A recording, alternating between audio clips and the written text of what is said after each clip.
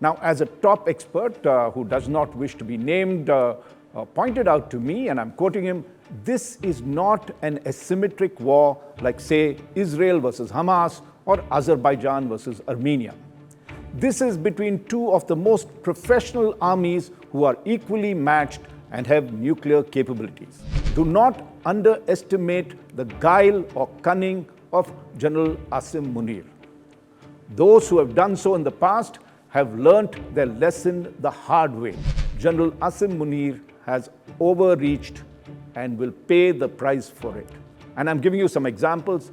One is targeting tourists in Pahalgam has damaged Pakistan's prospects in Kashmir because for the first time, the valley has risen unitedly in protest and condemned these attacks. Asim Munir is a Jihadi general. Now, since General Munir took over as Pakistan's army chief in 2022, he has become more strident with his brand of what one could call religious nationalism.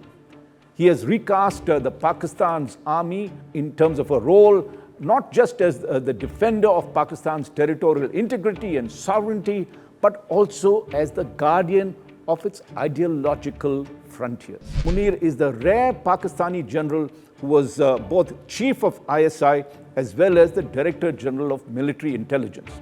And therefore, he is expected to have thought through his strategy well before he struck India. Now, I spoke to another Indian analyst who understands wargaming well, and he said, we need to carefully gauge him. General Munir has extensive intelligence and operational exposure. Nothing but the truth. Hello, I'm Raj Chengappa of India Today and your host for Nothing But the Truth. This is my weekly X-ray of key issues that matter to you without holding back on the truth.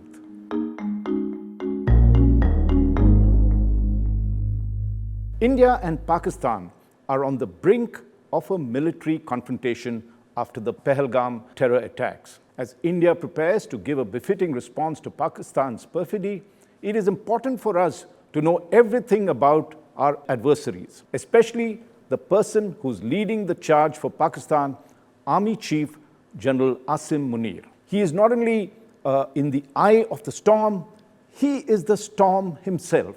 Few know that Asim Munir was responsible for two of the most heinous terror attacks against India.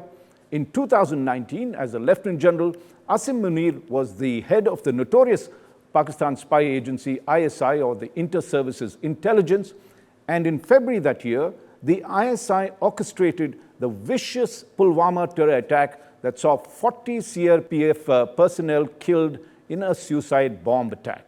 Now, 6 years later, General Asim Munir is the de facto supremo of Pakistan. He's seen by India as the alleged mastermind of the Pahalgam terror attack on April 22nd that saw, tragically, 26 tourists being mercilessly gunned down. So in this episode of Nothing But the Truth, we will decode Pakistan Army Chief General Asim Munir for you. How did he reach the pinnacle of power? What motivates him? What are his strengths and weaknesses? Let me begin by quoting Sun Tzu, the famed Chinese strategist who wrote about in the book called The Art of War. Now, one of his philosophies that he enunciated was, and I'm quoting Sun Tzu in this, he said, if you know the enemy and know yourself, you need not fear the result of 100 battles. If you know yourself but not the enemy, for every victory you will also suffer a defeat. And if you know neither the enemy nor yourself, you will succumb in every battle that you face. So, studying General Asim Munir's personality traits, psychological makeup, his strengths, and as I said earlier, his weaknesses, has become central to India's strategy to deliver a fitting response to Pakistan. Now, I've grouped my analysis into 10 lessons that India could use to understand General Asim Munir and his motivations. So let's start with lesson number 1. And that is, do not underestimate the Pakistan army when India takes it on.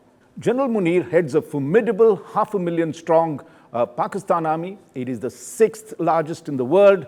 Like India, it has nuclear weapons and is always ready to brandish them at us. On the line of control in Kashmir, both India and Pakistan are evenly matched when it comes to troop strength. Now, as a top expert who does not wish to be named pointed out to me, and I'm quoting him, this is not an asymmetric war like, say, Israel versus Hamas or Azerbaijan versus Armenia.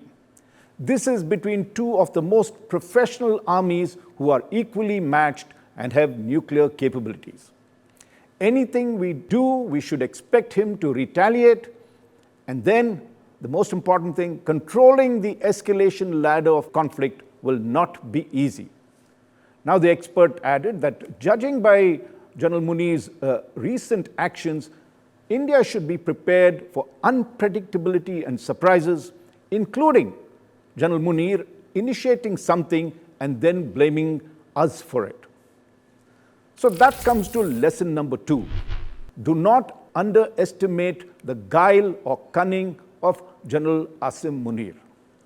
Those who have done so in the past have learnt their lesson the hard way. Among them was Imran Khan, who, as Pakistan's Prime Minister, cleared Munir's appointment as ISI chief in 2018. But 9 months later, Imran Khan sacked him, apparently because Munir was bold enough to brief him about the alleged corrupt dealings of his wife, Bushra Bibi. Munir never forgave Imran Khan for the humiliation of being possibly the shortest-serving ISI chief. He bided his time to hit back, and the opportunity came after Imran Khan was deposed in an army-engineered parliamentary coup in April 2022. Now, Munir was backed by a ruling coalition opposed to Imran Khan, and he became the army chief in November 22, despite stiff resistance from Imran Khan and others. Months later, as army chief, General Munir had Imran jailed on multiple charges of corruption that saw the former Prime Minister sentenced to 14 years in prison early this year. That brings me to lesson number 3, which is General Munir is a meticulous planner and does not move till he has gamed all the options beforehand. That's because Munir is the rare Pakistani general who was both chief of ISI as well as the Director General of Military Intelligence. And therefore, he is expected to have thought through his strategy well before he struck India. Now, I spoke to another Indian analyst who understands wargaming well, and he said, we need to carefully gauge him. General Munir has extensive intelligence and operational exposure. He also told me, and it's a very interesting point, he said, when India is wargaming, it is like a game of chess in which we need to think 10 steps ahead of him, along with our own contingency plans and counter punches. So we have to keep second-guessing his moves, which is we keep asking what if at every stage of our plans till we have some tentative answers at least as to what we need to do. That brings me to lesson number 4, which is General Munir has emerged as Pakistan's super boss. The Pakistan Army has always played what is called an outsized role in running the country. In the 77 years of Pakistan's existence, it has been under martial law or military rule for 33 years, and this in 3 different phases. Munir, though, has emerged as one of the most powerful army chiefs in recent times without having to topple the civilian dispensation.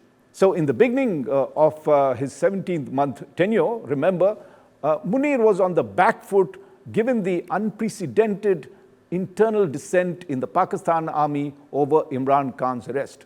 Let's not forget that Imran Khan is and was the most popular politician before he was toppled and arrested.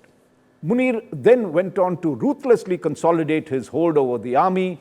He purged even the corps commanders who opposed him and replaced them with loyalists.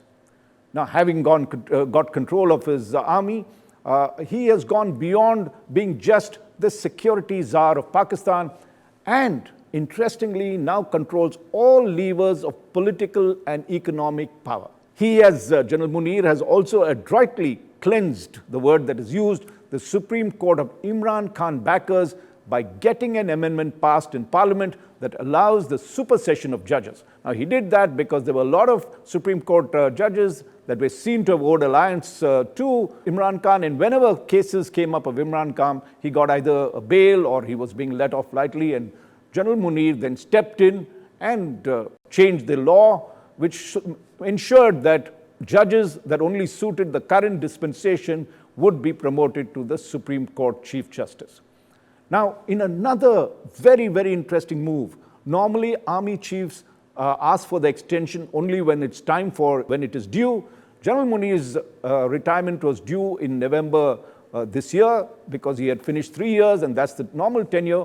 But in a really unprecedented move, he got another amendment passed in Parliament that extended his 3-year tenure to 5 years. And this has ensured he will be in the driver's seat till 2027. And because of the amendment, there is no age limit, and therefore he's also due and could take another extension. Now, that is the way he has emerged as powerful as he is rightly, manipulated every single aspect of whatever was a threat to him, and also to ensure that he stayed in power for a long time. And you need to understand such an adversary, if he's able to turn adversity that we saw when he was kicked out by Imran Khan into a great opportunity and emerge all powerful despite the huge setbacks that had happened. Now, I spoke to Michael Kugelman, who's a South Asian analyst based in the US, and he told me, he looked at General Munir's ascent, and he says, Pakistan had a polycrisis of problems when he took over, and if you recall, there was internal political dissent, there was dissent in the army, the economy was collapsing, and there was a lot of rebellion, internal rebellion. A lot of terror attacks were happening in Pakistan because a lot of rebel groups were striking them. And General Munir had, in Michael Kugelman's assessment, addressed them well. He says, yes, he has failures, but in terms of his actions, General Munir is resolute. That's a word he uses, and exhibits a supreme level of confidence in the way he has inserted himself in so many different aspects of public policy. And by the way, he's also inserted himself into economic policy by forming a special council which is dominated by the army brass, and therefore, unlike other generals in the past, also controls some of the economic policy, including the investment policy. Now that comes to lesson number 5, and this is one of the most important things we need to take note of. General Munir is an advocate of Islamic nationalism. وَلَا تَيَسُوا مِن رُوحِ اللَّهِ إِنَّهُ لَا يَيَسُوا مِن رُوحِ اللَّهِ إِلَّا الْقَوْمُ الْكَافِرُونَ. Now, he is the first army chief after General Zia-ul-Haq, if you remember, who ruled Pakistan for a decade from late 70s to late 80s. And General Munir is the first general after Zia-ul-Haq to invoke Islamist nationalism and even wear it as a badge of honor. In fact, General Munir holds the rare distinction of being a Hafiz-e Quran, or someone who has memorized the holy book by heart. He passed the test when he was posted as the army attaché in Saudi Arabia, and it was a trait he picked up from his father, Syed Sarwar, who, by the way, had migrated from Jalandhar after partition. Sarwar was a school teacher in Rawalpindi who also delivered the Friday sermon at a local mosque. Now, General Munir, in fact, in a lot of his speeches, does use or quote the Quran frequently, and he knows it by heart.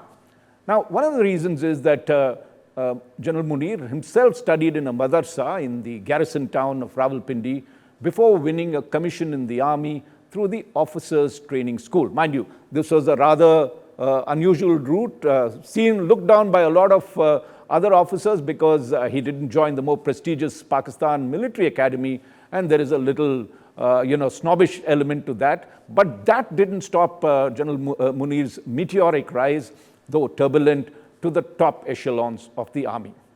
That brings me to lesson 6, almost because we have talked of Islamic nationalism. Lesson 6 is Asim Munir is a Jihadi general. I'm repeating that, Asim Munir is a Jihadi general. Now, since General Munir took over as Pakistan's army chief in 2022, he has become more strident with his brand of what one could call religious nationalism. He has recast the Pakistan's army in terms of a role, not just as the defender of Pakistan's territorial integrity and sovereignty, but also as the guardian of its ideological frontiers. Now, I'll give you an example of what that means. When he was addressing a tribal jirga or council in Peshawar in August 2023, General Munir had declared at that place, and I'm quoting him, "No power in the world can harm Pakistan. We are waging a jihad." Jihad means holy war in the path of Allah, and success will be ours. The Pakistan's army's objective and principle is to be shahid or a martyr or ghazi, one who takes part in jihad. Now, his proclamations have earned him the label of a jihadi general, and I spoke to Rana Banerjee, a former special secretary of the Research and Analysis Wing, or RAW, which is India's external intelligence agency, and he is an expert on Pakistan, and he told me, and I'm quoting him, "Munir's first name, Asim, means the great savior, and the army chief seems driven by a deep sense of religious piety and purpose. He's meticulous, especially in bringing his rivals to book, but," Rana Banerjee adds, "he is not a visionary and seems hackneyed, even straitjacketed in his thinking, and of late he has adopted a deliberately insulting anti-India tone." Now that brings me to lesson 7, which is what is General Munir's vision of Pakistan, and he has enunciated that, and he says Pakistan is a hard state, and I'm repeating that, one that is strong and unyielding against both internal and external threats and ever ready for a robust military response.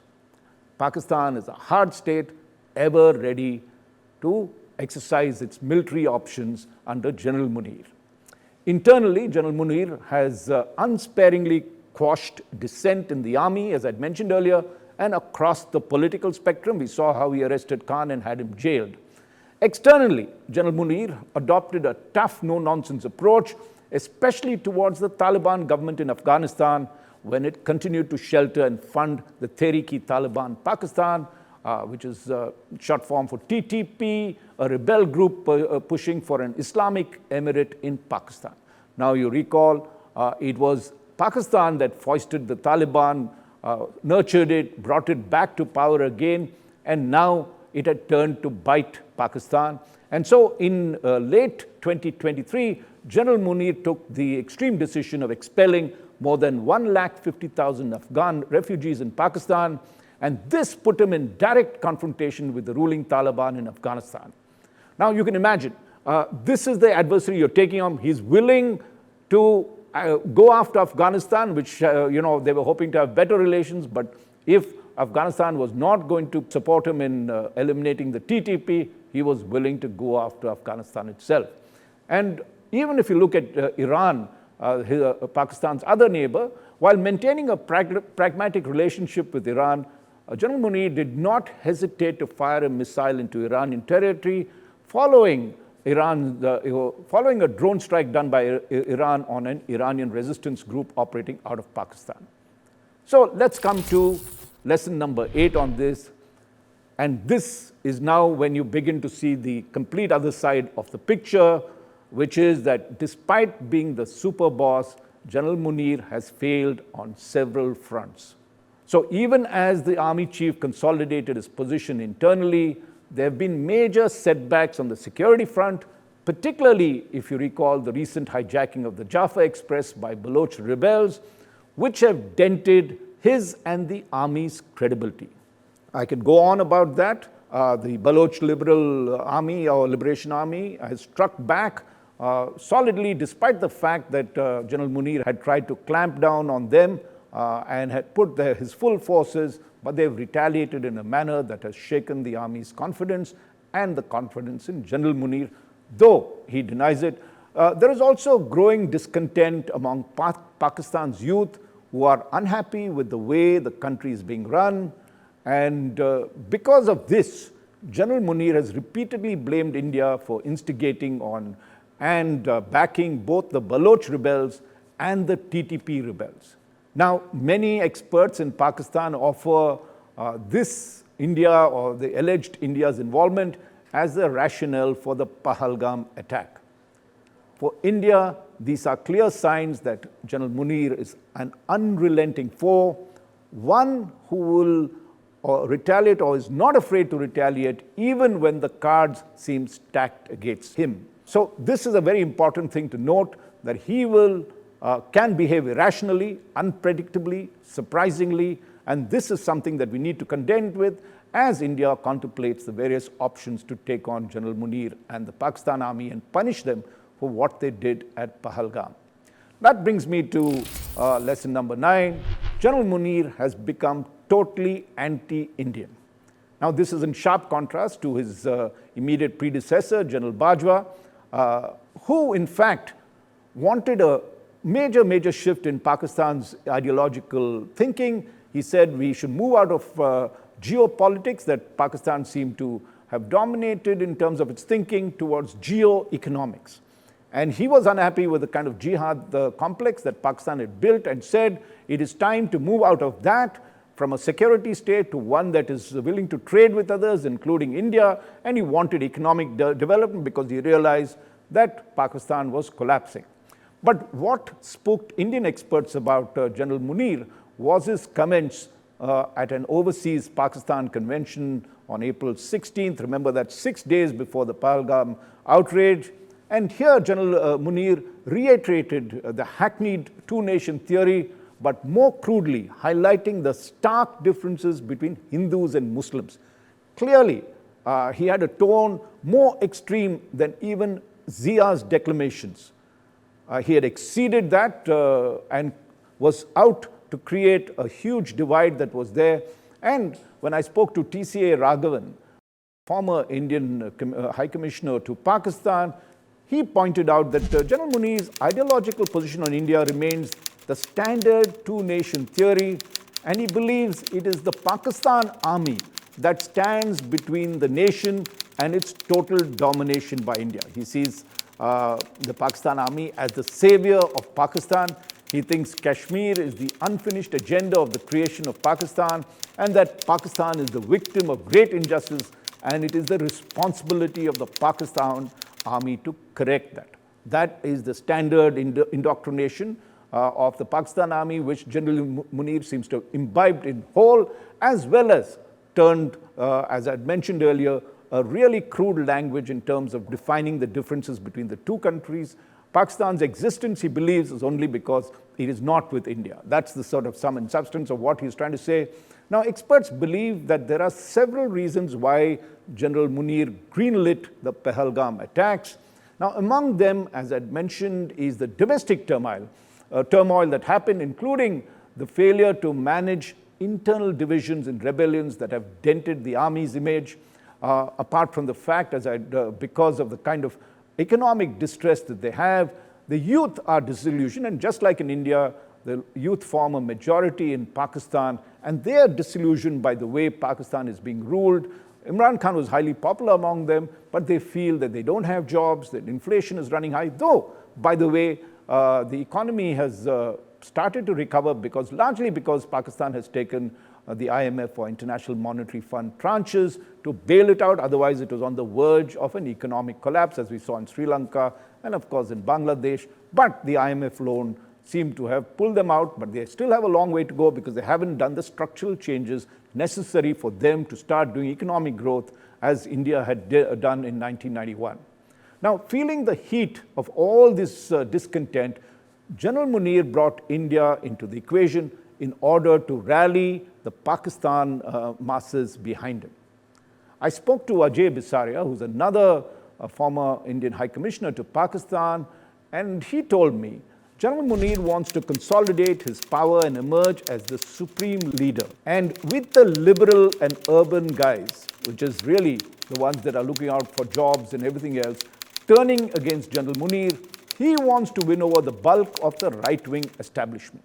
Now, a Pakistani expert who does not want to be named for obvious reasons, gave me a very interesting analysis of what's happening in Pakistan, and I'm quoting him on that. He said there are two Pakistans. There is a Jihadi Pakistan, which is all about creating a Pakistani identity based on an irreconcilable antipathy towards India. And then there is a non-Jihadi Pakistan that believes it can exist as a federation and have normal relations with countries like India, Afghanistan, Iran, and China, and want to do trade with them.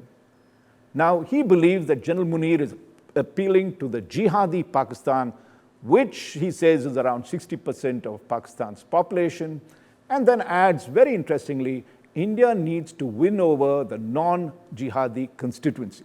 So let's also be clear that there are many Pakistans that are there. It is not necessarily that all of them are anti-Indian or hardline Islamists. A lot of them, like in India, want to get to economic development, want jobs for their young children, or the youth want jobs for themselves. They want to live a normal life that we all want, the Indian dream or the subcontinental dream of having your own house, to having your own car, sending your children to school, making sure that they are comfortable and there is no danger, there are law and order situations there. That is a dream that even a lot of Pakistanis want, but they are not allowed to do so because of the kind of restrictive or repressive tendencies and rules that have been brought about by its current rulers.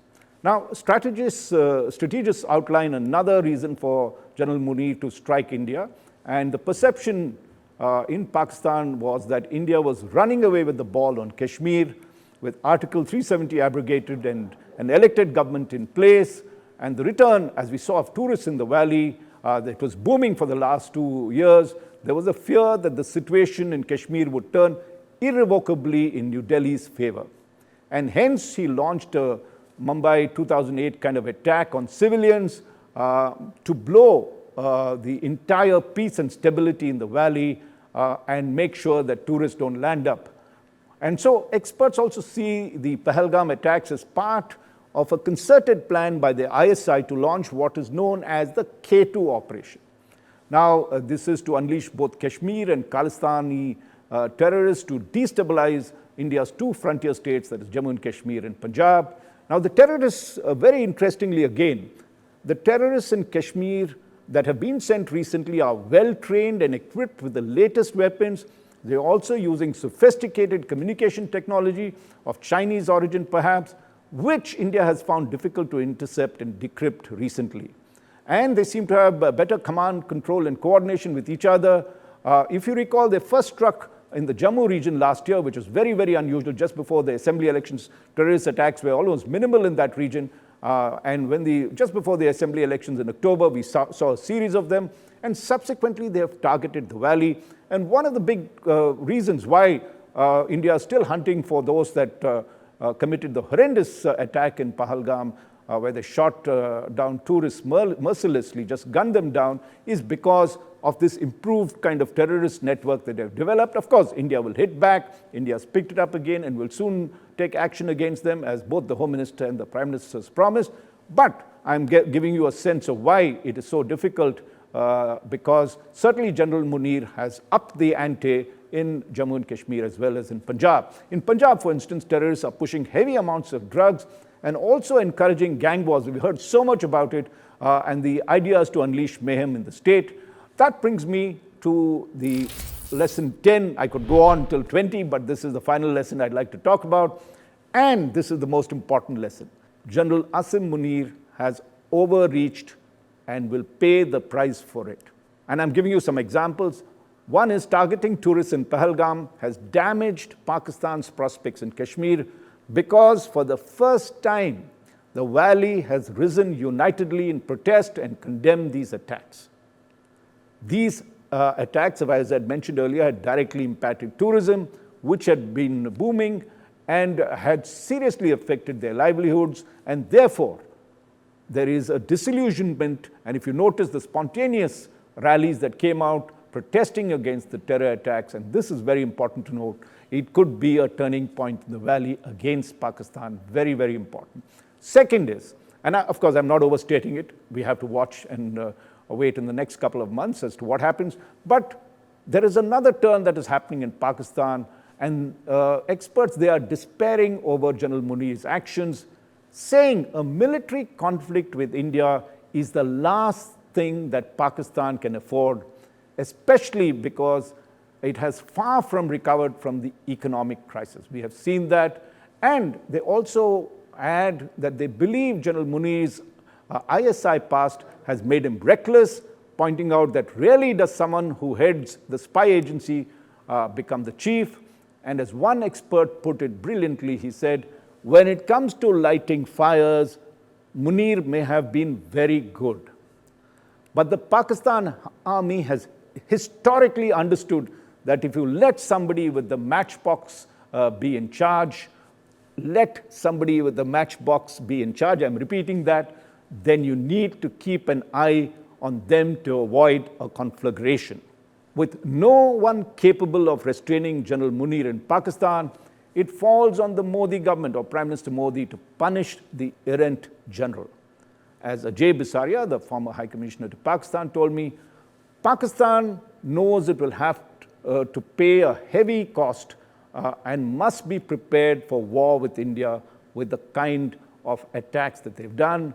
That is the only deterrent to prevent such misadventures in future. So you need a strong deterrent against Pakistan. We've already started the process in terms of suspending the Indus Water Treaty that impacts the most populous provinces of Punjab as well as Sindh in Pakistan, that's Pakistan's Punjab. They're highly dependent on the Indus rivers, and now, of course, there is talk of a military or kinetic action being taken, as we saw in 2019 after Pulwama airstrikes that struck Balakot, as well as in 2016 after the Uri attack. We saw there were surgical strikes. So let's see what India would do. But for more details, you can read my cover story that decodes General Asim Munir and gives pointers as to where his strengths lie and what his weaknesses are, as I started with quoting the Chinese strategist Sun Tzu.